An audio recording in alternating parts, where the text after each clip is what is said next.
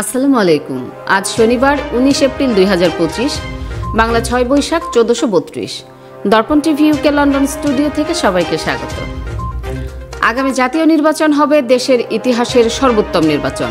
জাতীয় সংসদে আসন 600 করার সুপারিশ। অন্তর্বর্তী সরকারের প্রধান উপদেষ্টা অধ্যাপক মোহাম্মদ ইউনূস বলেছেন, আগামী জাতীয় নির্বাচন হবে বাংলাদেশের ইতিহাসের সর্বোত্তম নির্বাচন।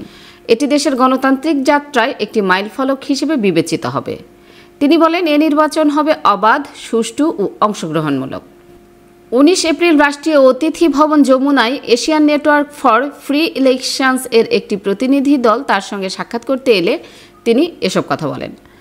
এদিন প্রতিনিধি দলে ছিলেন সংস্কার নির্বাহী পরিচালক ব্রিজা রোসালেস, বাংলাদেশ নির্বাচন ও গণতন্ত্র কর্মসূচির পরামর্শক মে বুয়ট, senior program officer Tharindu Abeyratne, program officer Ayan Rahman Khan এবং প্রোগ্রাম অ্যাসোসিয়েট আফসানা আমি।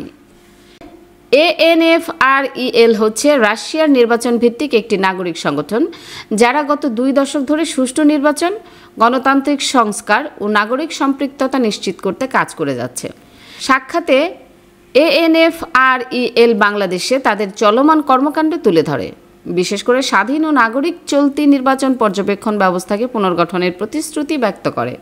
তারা স্টেক হোল্ডার ম্যাপিং ও প্রয়োজন নির্ধারণমূলক কার্যক্রমের কথাও তুলে ধরে, যা বাংলাদেশের সুশীল সমাজের সম্পৃক্ততা ও নির্বাচনী স্বচ্ছতা বাড়ানোর সম্ভাব্য পথ খুঁজে বের করতে সহায়ক হবে। প্রতিনিধি দল প্রধান উপদেষ্টার সঙ্গে মতবিনিময়ের সুযোগ পেয়ে কৃতজ্ঞতা প্রকাশ করে এবং স্বচ্ছ ও বিশ্বাসযোগ্য নির্বাচন আয়োজনের লক্ষ্যে বাংলাদেশের সংশ্লিষ্ট অংশীদারদের সঙ্গে কাজ চালিয়ে যাওয়ার প্রত্যয় পুনর্ব্যক্ত করে। এদিকে নারী বিষয়ক সংস্কার কমিশনের প্রধান শিরিন পারভীন হক বলেছেন, জাতীয় সংসদের আসন সংখ্যা বাড়িয়ে 600 করার সুপারিশ করেছে নারী বিষয়ক সংস্কার কমিশন, যেখানে প্রতিটি নির্বাচনী এলাকায় একটি সাধারণ আসন এবং নারীদের জন্য একটি সংরক্ষিত আসন থাকবে, যেখানে উভয় আসনে সরাসরি ভোটের মাধ্যমে নির্বাচন হবে। শনিবার বিকেল 5:30টায় রাজধানীর বেইলি রোডের ফরেন সার্ভিস একাডেমিতে আয়োজিত প্রেস ব্রিফিংয়ে এসব কথা বলেন তিনি। প্রধান উপদেষ্টা অধ্যাপক মোহাম্মদ ইউনূসের কাছে নারী বিষয়ক সংস্কার কমিশনে প্রতিবেদন জমা দেওয়ার পর এই প্রেস ব্রিফিং করেন তারা।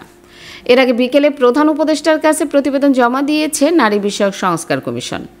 শনিবার বিকেল 4:30টায় রাষ্ট্রীয় অতিথি ভবন যমুনায় প্রধান উপদেষ্টার কাছে তাদের প্রতিবেদন জমা দেন নারী বিষয়ক সংস্কার কমিশনের প্রধান শিরিন পারভীন হকের নেতৃত্ব কমিশনের সদস্যরা।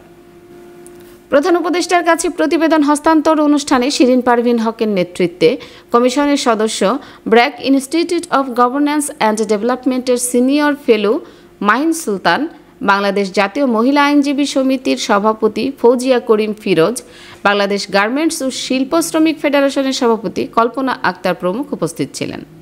গত 18 নভেম্বর নারী পক্ষের প্রতিষ্ঠাতা সদস্য ও মানবাধিকার কর্মী শিরিন পারভীন হককে প্রধান করে 10 সদস্যের নারী বিষয়ক সংস্কার কমিশন গঠন করে অন্তর্বর্তী সরকার।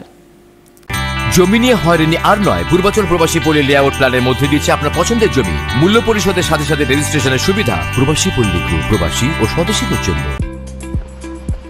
কি আপা, দেখে চলতে পারেন না? সরি আপু, আগামীকাল আমার ওমরার ফ্লাইট। আমার জন্য আবায়া কিনতে হবে, হাজবেন্ডের জন্য তোপ এবং মেহমের কাপড় কিনতে হবে, যার জন্য খুবই প্যারায় আছি। আরে আপু, এটা তো কোনো সমস্যাই না। সালমা আবায়াতে আপনি আপনার পছন্দের সবকিছু এক ছাদের নিচে পেয়ে যাবেন।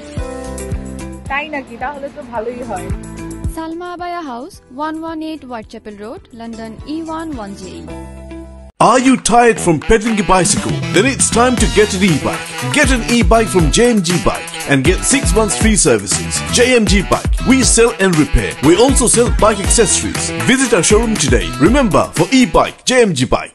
24 ঘন্টা সপ্তাহে 7 দিন আকর্ষণীয় এক্সচেঞ্জ রেটে সমগ্র যুক্তরাজ্য থেকে বাংলাদেশে টাকা পাঠান। IFIC মানি ট্রান্সফার ইউকে লিমিটেডের মাধ্যমে যখনই পাঠাবেন তখনই জমা হবে IFIC কিংবা দেশের যে কোনো ব্যাংক অ্যাকাউন্ট এবং বিকাশ ও নগদ ওয়ালেটে। মানি ট্রান্সফার করতে সার্বক্ষণিক আছে আমাদের মোবাইল অ্যাপ এবং আপনার নিকটস্থ অনুমোদিত এজেন্ট। বিস্তারিত জানতে কল করুন 020-7247-9670 নম্বরে। আমাদের ঠিকানা 18 Brick Lane, London E1 6RF UK। IFIC money transfer UK limited, IFIC ব্যাংকের নিজস্ব প্রতিষ্ঠান।